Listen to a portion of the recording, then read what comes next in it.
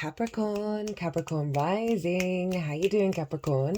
This is your reading for the Gemini full moon that happened on the 15th of December 2024. I'm recording this after the event. I do apologize, but you won't miss out on any of the messages because I work with 6-month cycles. So the energy and the messages that come through in this reading are going to serve you till the Gemini new moon next year in Gemini season. The reason for the delay is I did a big Mars retrograde transit series. Now, Mars retrograde's the least out of the celestial bodies. It's every 2 years. It's a big deal.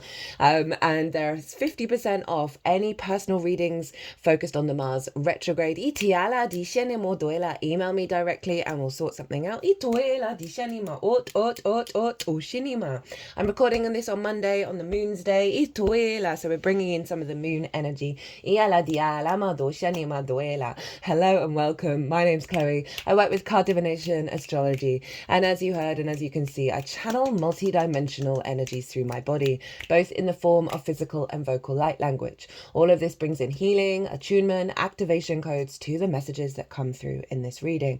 Now, I read for the rising signs, so for those of you who don't have Capricorn in the first house, look to the house it falls in your natal chart. Look to the themes of that house, and you want to apply those themes along with all the other meaning you got going on in the sign of Capricorn to the messages that come through, because it's as if that Capricorn energy has now energetically moved to the first house. So the astrology for the rising sign will always still link in. You just got to add on your own natal chart meaning on top of it. As always, take what resonates, leave what doesn't. For example, I've got Capricorn in the 6th house, so I'll apply the themes of the 6th house to that. I've also got Neptune there, so I'll apply that as well, and that's sort of give you an example of how to work with your own natal chart for any sign, because a transit affects every single part of your chart. Now, before I begin, Capricorn, there is a collective reading for this Gemini full moon. Now, I break down the astrology in way more detail. I get into the weeds of all the aspects of how everything is talking to each other at the exact moment of the moon that forms an energetic, harmonic download, a blueprint that we then collectively work with over the next 6 months.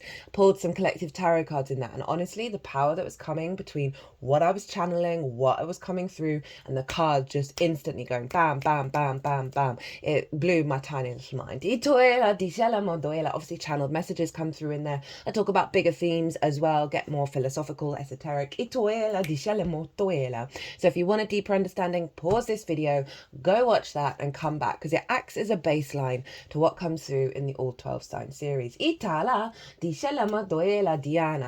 in terms of the tarot, I'm going to be shuffling some cards while I talk about the astrology. There's going to be 2 piles here. One is going to be what's the download you're getting, right? Even though a full moon does represent an element of completion of a particular part of a cycle, we then get a big download that we then implement over the next 6 months. So the download's going here. How to work with it is going to be pile 2. We're going to get the card at the bottom of the deck, and there's been a lot of split decks. So you might get 2 cards. It all depends on what the energy's like. I'm also going to be pulling some cards on Mercury going direct. Now, it was still retrograde at the exact moment of the full moon, and I talk about the resonance and the meaning of that in that collective reading. But so I'm going to be pulling some cards on Mercury's direct motion. And so even though it's direct, it's still going over the retrograde degrees. And it's not until the 3rd of January that it leaves the retrograde cycle. So I'm pulling a couple of cards of how to work with that energy, taking you up to the 3rd of January. I'm also going to be pulling some oracle cards to give a little bit more clarification and often summing up what's come through in the reading as well. So my lovely Capricorn risings, where is this happening for you? Well, it's happening in your 6th house. And this is the adult in the room house. This is work, how you figure out how you work. Physical health, routines, co-workers, and therefore collaboration, pets, and therefore acts of service. So it's like the sense of dependency. And you had a big full moon here. Now, what can that represent? Well, This can be a closing out of a cycle around you not being the adult in the room. It's quite a difficult house to tap into. Diana. We can struggle to step up and be the adult in the room for ourselves. And it's often because of love languages and role models we've experienced in our early years that may have not been very good at that for their own reasons. Diana. So we don't necessarily have the sort of the understanding and the frequency within us to sort of step up to the plate, step up to our own incarnation. Right, looking after our physical health, really dedicating ourselves to work in a healthy way, right, and really finding the joy in that.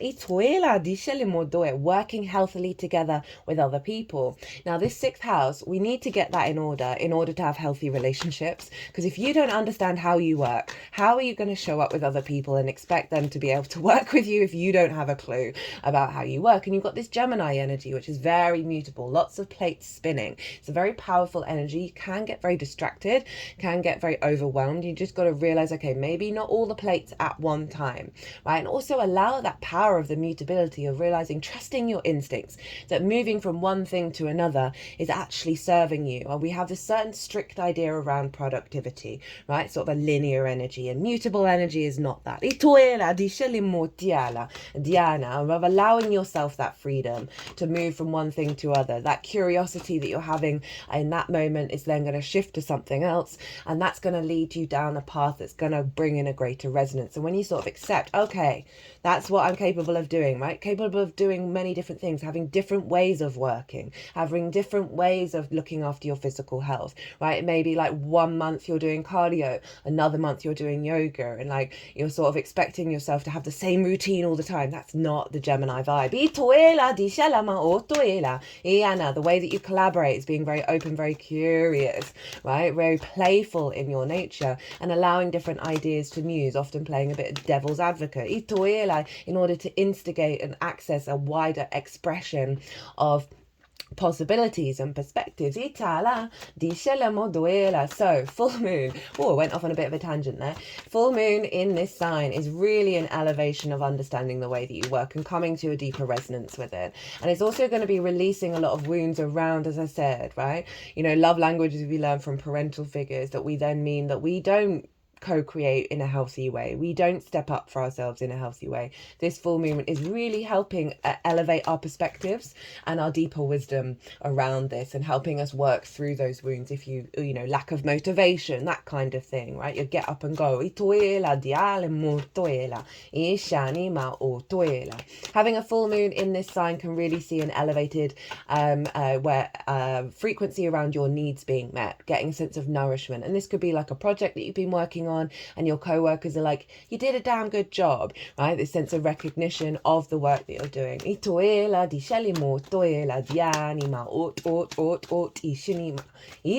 could be coming to the end of a cycle of like really being a bit of a sugar junkie, right?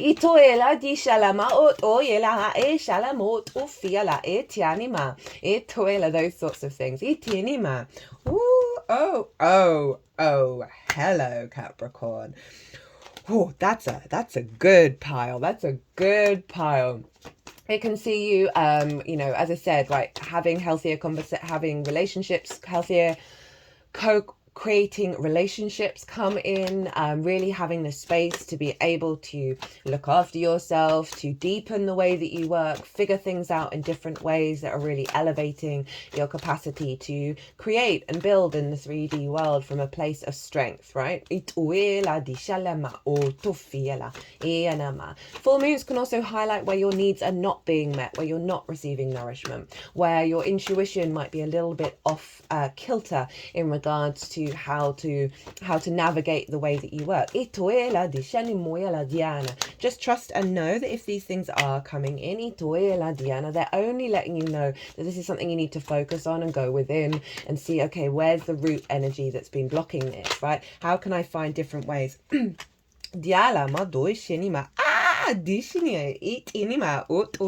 How can I find different ways to work around this, to look at this in a different way, to put this into a different way, right? And really be very playful and very open to different possibilities. That is the Gemini energy.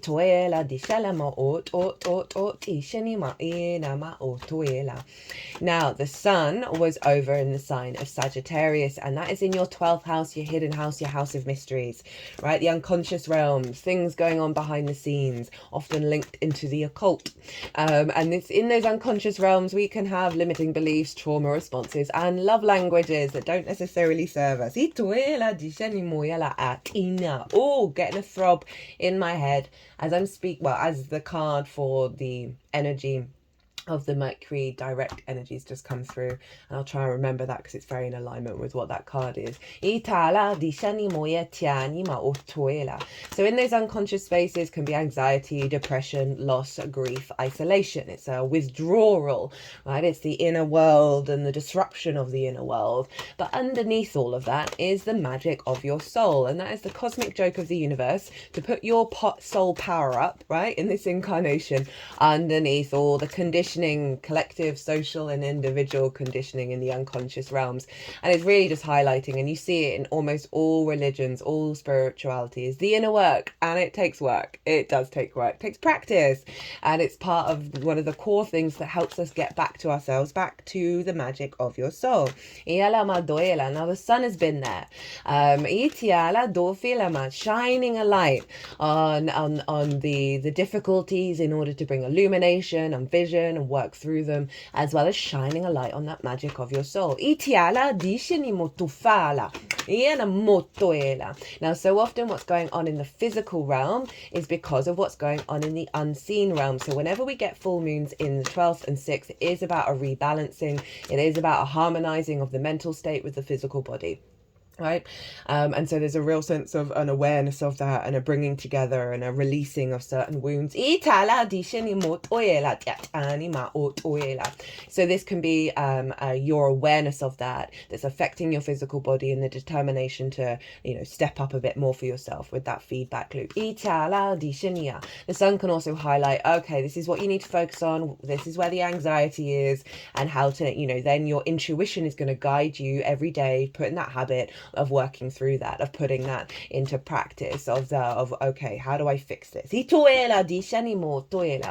Full moons in these signs, especially with the sun in the 12th, is about bringing the magic of your soul into the way that you work. So really integrating your unseen power in the physical reality.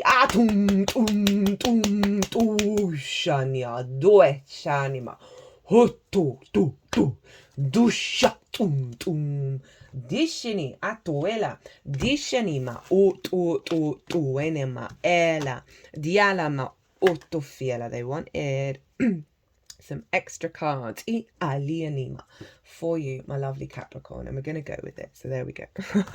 Dishini atuela dianima etiatinima doishinia. So we want to look to who the ruler is of Gemini. I can't blame it on the Mercury retrograde for stumbling over my words, because it's now direct. And it's so funny, after it went direct, I ended up being very drawn to, because I really try and follow my instincts of like what zings at me, and I ended up watching a video about the god Pan, who was half centaur, half human, right? And it was, they were going through the origin stories of Pan, and one of the origin stories is that they were the son of Hermes, which is Mercury. And so if you think Mercury going direct in Sagittarius, of like the half horse, half human energy, and the wild vibe of Sagittarius, and those wild vibes of Pan, and the origin story of like, it's so insane how astrology affects everything. Blows my mind. Anyway, back to you. So what was I talking about? Yes, the ruler of Gemini is Mercury. And so we want to look to where Mercury is and what Mercury's doing, because that's going to be influencing the moon. And Mercury was retrograde at the time of the full moon, so that's imprinted into the moon in the sign of Sagittarius. And with that retrograde in the 12th, this is a wonderful working through all those difficult energies, as well as getting really big downloads from your soul of how to support yourself, how to support your incarnation. And Mercury was stationed direct. It was still retrograde, but it basically stood still. And when planets are stood still, they are incredibly powerful. So we're getting some deep downloads over the next 6 months, Capricorn, around all those themes of the 12th house that are influencing you, putting it into practice in the 6th.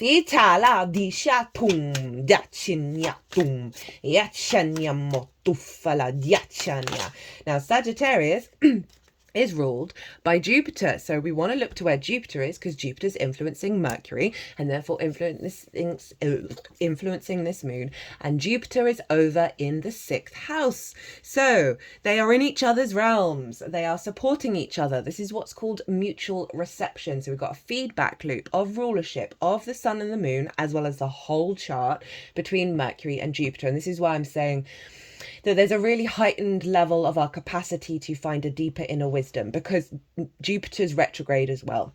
And Jupiter is about the wisdom, is about the bigger picture. It's about abundance. It's about opportunities. And these are all inner experiences with this retrograde. And also there may be a bit of a delay over certain things manifesting, because the retrogrades are ingrained into this moon. But it's doing is really recalibrating our inner wisdom, our inner higher perspective, and how we collect the information and process it and communicate it in regards to this higher perspective around how you balance the unseen realms with the physical reality, right? Bringing that into balance of the physical manifestation of your soul's magic. So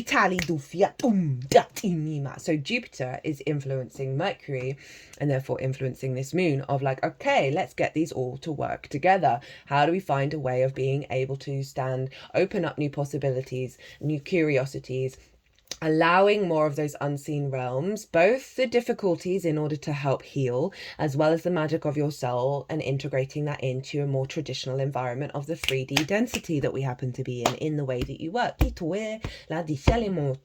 this is really, really significant. Now, I'm going to list some aspects. I'm only going to talk about one of them. All of the others I break down in a lot more detail in the collective reading. As I said, if you want a deeper dive, if you want to have a deeper understanding of how this is showing up in more than one place in your chart and all pulling it together into union, go check out that collective reading. So, first of all, Mercury is trine Mars retrograde over in Leo, and they are both trine the North Node in Aries. Now this is, we had a very similar trine for the Sagittarius new moon, but instead of Mercury, it was the sun and the moon in that position. And so this is a realigning of our instincts, right? It's incredibly powerful, and they're all retrograde. So it is a real deepening, a releasing, a reflecting on the past, of taking our time, going back and forth over things, allowing ourselves to get things wrong in order to go to a deeper understanding, and really refining the inner instincts before they all go direct.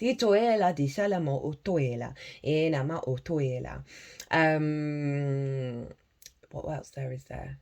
Yeah, that's that for Mercury. Jupiter is trine Venus over in Aquarius. And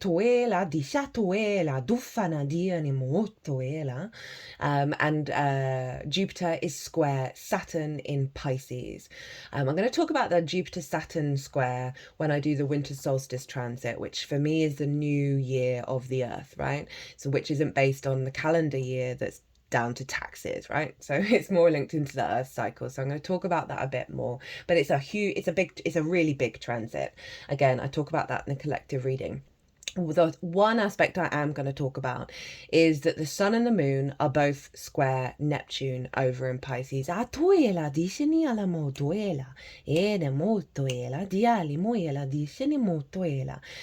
for you is in your 3rd house. This is the house of the goddess. This is where we find meaning in the day-to-day. We bring our big picture philosophies of the 9th into our day-to-day, right? How do we find that deeper resonance in the little things, in the washing up, in the walk to the shop? It's your local community. It's the things you do on a day-to-day basis, not necessarily routines, but like just those, you know, the stuff, the mundane stuff that has to get done.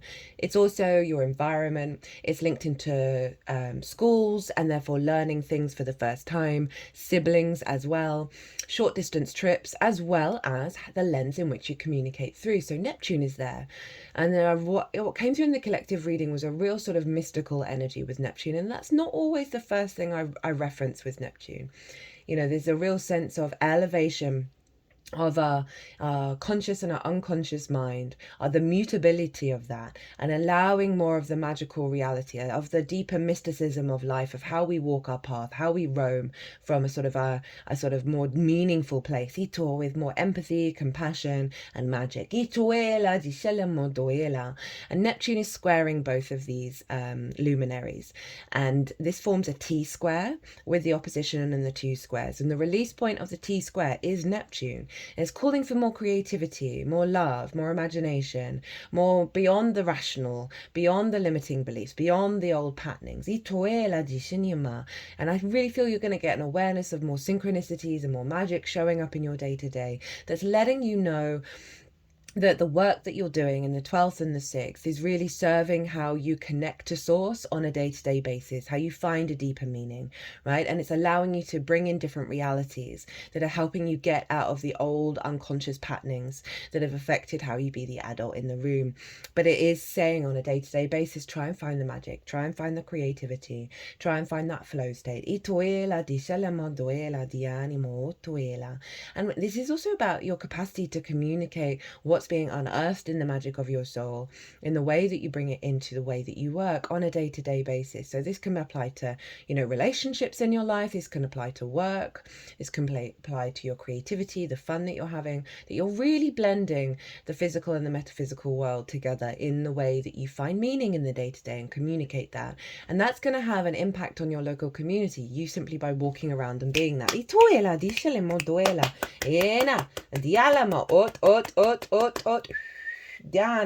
Okay, that's it. So let's get on with the tarot.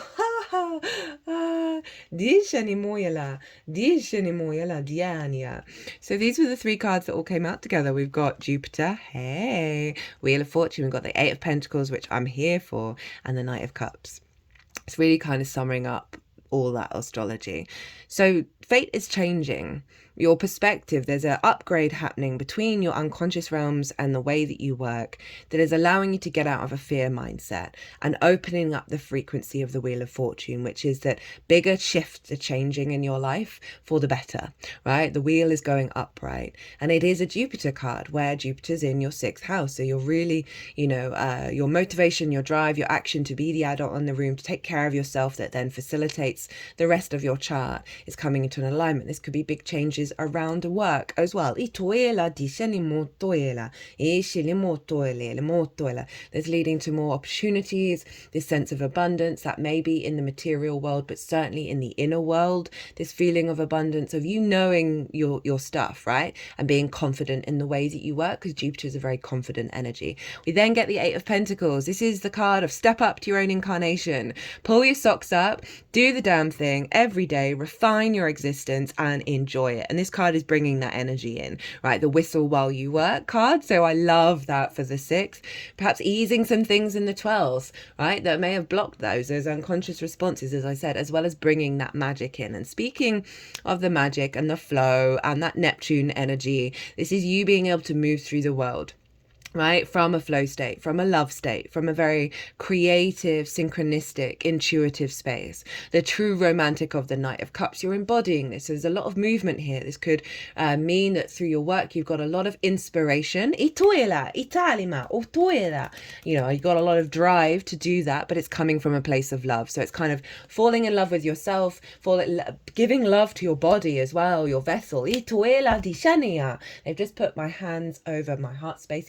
And they're kind of rocking me. The sense of feeling held. The love of the universe that's allowing you to move through the world without fear and worry of how everything's going to unfold. It's keeping you in the moment and from a place of love. We got the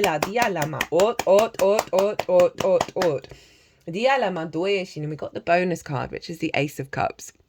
Beautiful energy, right? So there's a sense of an overflow, a sense of abundance, where you have that emotional capacity to be present, to give to yourself, to give to work, but it's not draining you. We've also got the Dove of Peace here, and I love that for the 6th, because this means about collaboration in a healthy way that's coming from a place of love, right? In the way that you work with co-workers, but again, that 6th house affects all your relationships, right? If you feeling very open and very abundant in your frequency, and you're going to see this manifesting in your day-to-day and in the way that you're communicating. There's a lot of love coming through. There's a lot of inspiration and imagination and creativity. How to work with this energy. We have the 4 of Swords, the 7 of Cups, and the Page of Cups. You've got a lot of cups.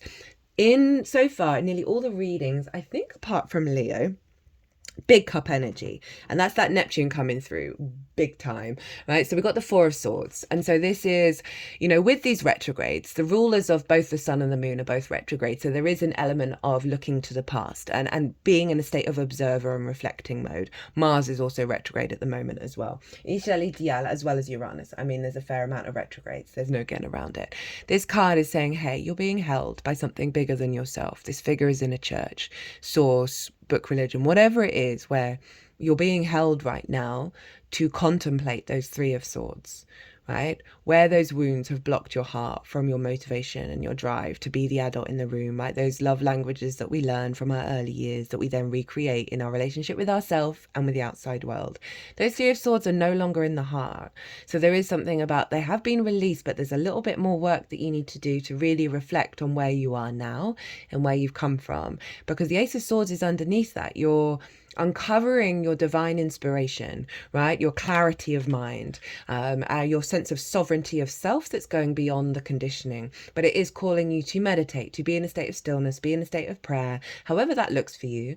And let these swords, you could have this card and then see what comes up and then see what the deeper resonance is. And the Sun over in your 12th is going to give you the vision to understand how to really do the extra layer of the healing work. And the wisdom that you've gained from these experiences are going to help you really embody a stronger sense of who you are right now and how strong you are and how clear you are and how you want to be. Because so often we can see relationships, dynamics, whatever it is, situations where you're like, no, I wouldn't do it that way. I will now pay it forward in a different way. Then followed by the 7 of Cups. This is asking you to get a bit dreamlike, a little bit out of the rational. This is very much bringing your magical reality, right, to the magic of your soul into your 3D world. This is my channeling card. We're all channelers, by the way. We're all intuitives. We're all healers. We just do it in our own unique way. But this is the kind of the fantasy card. Allow yourself to dream beyond those limiting beliefs. Allow yourself to contemplate what it is that you would truly desire. You don't have to make your mind up. You just have to be open to the possibilities that the universe is bringing your way. And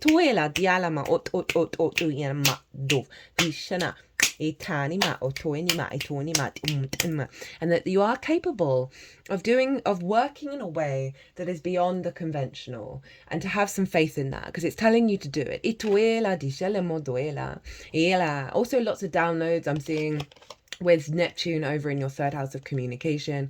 Lots of downloads, lots of synchronicities that are going to be guiding you in follow your intuition. That's going to be guiding you to the next stages. It's not that you're going to have to overthink things, right? You're having to think about the past in order to release and get some clarity, but it's not the busyness of all the things. There's definitely an emotional resonance you're going to have, and follow that in terms of what it is that you desire in terms of co-creation, in terms of how you look after yourself. You're going to get a lot of inspiration.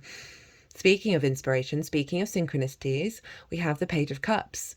This is Pisces energy. This page is talking to a fish, and that fish is talking back, and neither of them are weirded out by it, right? So there's a real sense of being able to understand and communicate the magic of your soul into the way that you work. This is a sense of communicating from a place of love, finding more playful energy in the ideas and the inspiration that you're having, acting on them. Not necessarily, they're not always going to work out, but you're going to learn a lot from it. it, hold that space of love, hold that space of playful energy, and also be really open to what's coming through. None of this feels like closed off. None of this feels like there's a particular like intention of how you're supposed to work. It's definitely more creative and more open. So it is playful, it's exploring, it's not set in stone.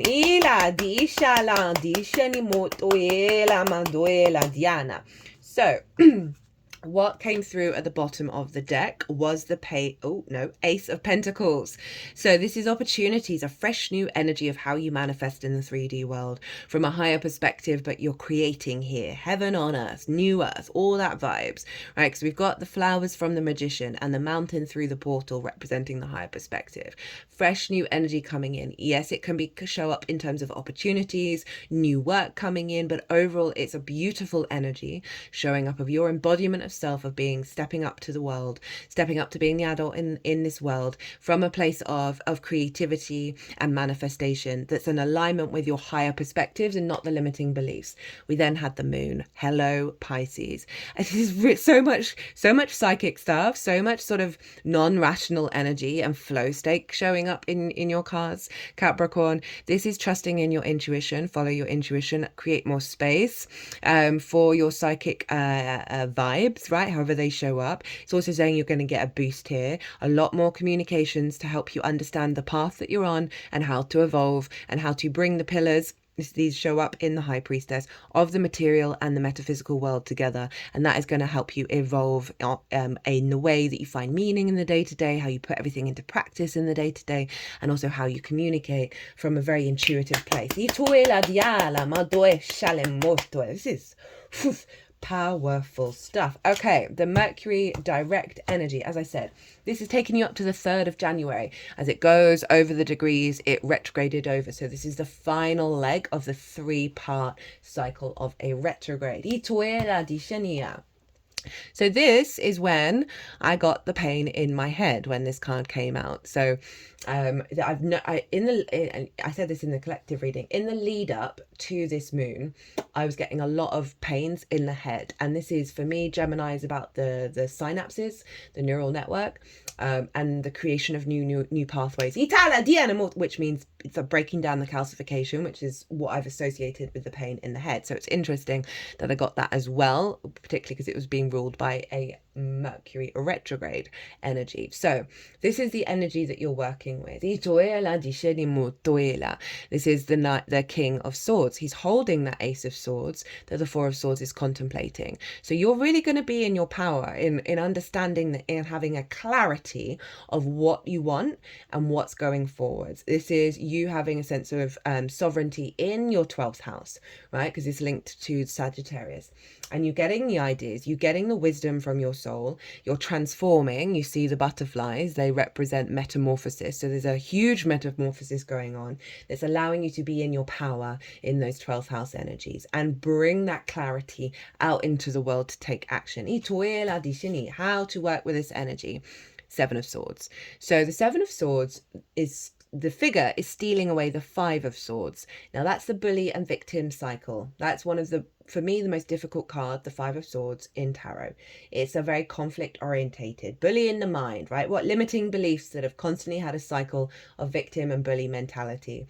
So it's saying try and find other ways of navigating if those thought processes come up.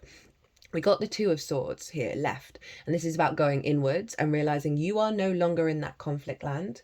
You've been on a long journey. What did you learn from that? And who are you now in the new realm, right? It's asking you to go inward and to try different ways of thinking that are going beyond the cycle of victim and bully mentality. And that is going to get you more in your power, right? And out of polarity, well, out of duality even, because we are often both sides of that same coin. Got another card of how to work with it. Because you got a bonus card, and this is the 4 of Pentacles. And this is all about operating and creating from your inner frequency, not from your conditioning. A level of protection around that, a sense of sovereignty, of you building from a place of security and safety. You can do a little meditation with this card and see what your... I often do it of like, I tap into this card and say, show me my inner frequency. Doshinima, Ala Tianima, Ela Dishinimo Utoela. And then you can sort of do a protection energy, perhaps the double-sided mirrored egg of love, where both external and internal energies are battered off with love, right? And so you could then create with your inner frequency. And so I love that with the 12th house in the way that you work, in the way that you build and manifest. Right, at the bottom of the deck, for Mercury going direct, this is how it's manifesting moving forward. There's a real sense of achievement of what you've been doing. Right, a real sense of victory within yourself. You're confident in what you've achieved and what you've done. You're feeling really proud. Now, sometimes this is about outside recognition, right? About this figure is about to be it's being celebrated. They're about to go and have a massive banquet. They didn't have to do it. So there's a sense of receiving your props, basically your flowers. So this may be relevant for some of you in regards to work, but what I'm really feeling, because it's a 12th house transit, is you really aware of the journey that you've been on and who you are now. And it's cause for celebration. It's cause for like, I did the damn thing. And I'm feeling very confident and good within myself. Okay, the oracle cards we have from the 4 Agreements Oracle. By the way, all the degrees and dates and decks that I'm using in this transit are in the description box. Don't make assumptions. Speak openly and honestly. The person who wrote this book was a Virgo sun, and this card was given to me by Gemini rising. I always get it out whenever whenever Mercury's being a boss. I cannot recommend that book enough, by the way. It's very short. If you apply those 4 agreements, your life will change. When you speak openly and honestly, you won't have to make assumptions. The day you stop making assumptions, you will communicate cleanly and clearly, and achieve impeccability with your word, right? So it's how you communicate in your mind, how you communicate when you're co-creating, how you communicate with your body, the love that you give. Be honest about what it is that you want and what it is that you need and what's going on with you. Okay, I didn't quite manage to work that out, right? And be honest with that. Be proud in the things that aren't going wrong, right? Rather than shameful, rather than hiding from things, rather than blocking things. This is calling for radical honesty, right? And that can be a really difficult thing to do, but it's going to serve this opening of your intuitive body. But it often means you've got to be right with yourself first and really figure out, who am I? What do I think? What do I truly think and believe? And what do I need in my life?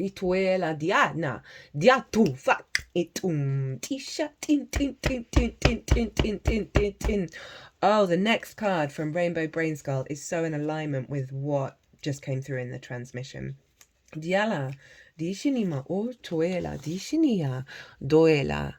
Infinite freedom of thought is your foundation. The only thing you have any true control over is your internal train of thought. Instead of defaulting to existing thought patterns, make an effort to steer your inner monologue towards peace, joy, and wonder. Well, Capricorn, what a very succinct, beautiful reading. Getting right with the mind. You got swords and pentacles over in the Mercury direct energy, and you've got so many cups here. It's quite wild. You've got, mostly cups or sort of watery energy, 1 sword, 1 pentacle, and 1 fire. So that's a really lovely harmonization of you get right with your mind. You be kind to yourself, put in the practice, put in the, I'm always being very mindful of both allowing the train of thought and clocking when I know it's going into poison, and then doing practices to reorientate, because I don't want to ever suppress anything, but when it's a rumination that's on a closed loop feedback loop, closed loop circus. Oh yes, definitely circus. That it's only you who can do it. It's only you who can do the work, right? And it's opening up so much intuitive space where you are in flow and you're in a place of love. And I am here for this, my lovely Capricorns. Right, I'm going to leave it there. I hope you enjoyed this reading. I hope it resonated. I certainly resonated for me. Like lovely, lovely energy. My third eye's now tingling a little bit. Obviously, that's the inner knowing and sort of the vibe here. As I said, all Mars retrograde readings are 50% off. Email me directly for that. If you want to book a personal reading outside of that, perhaps going further into this, or the nodal shift into Virgo and Pisces, whatever it is, doesn't have to be about astrology. Yeah, my website is everywhere. If you want to pay by PayPal, email me directly. But other than that, Capricorn, be good to yourselves, be good to those around you, safe travels, and be well until we meet again.